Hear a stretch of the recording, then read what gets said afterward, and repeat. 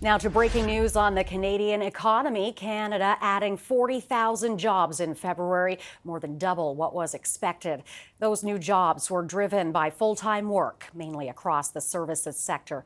Yet Canada's unemployment rate ticked up slightly to 5.8%, following a small drop in January.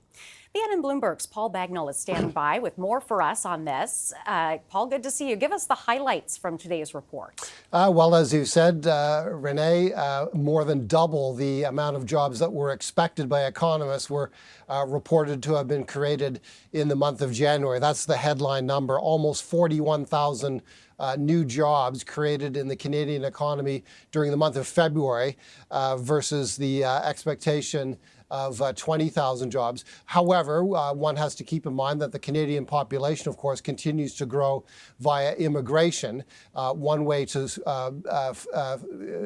assess the job market on a apples to apples basis is the rate of unemployment, and the rate of unemployment did tick higher.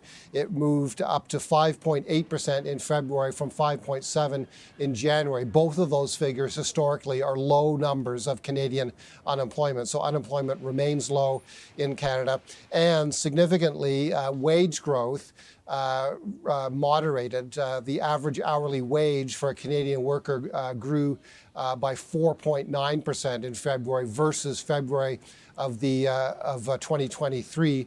That was a slower pace of wage growth than expected, and perhaps more significantly, it was a big step down from January's pace of wage growth, which was 5.3%. All of this is important because the Bank of Canada wants to see inflation come down to something very close to 2% before it starts moving interest rates down. I spoke with an economist as soon as these numbers were released. He joined us on BNN Bloomberg. He said there was nothing really in these numbers that would affect the calculus of the Bank of Canada.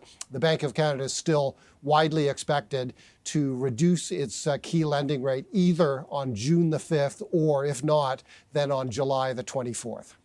All right, BNN Bloomberg's Paul Bagnell. Thanks for this, Paul. Thank you, Renee.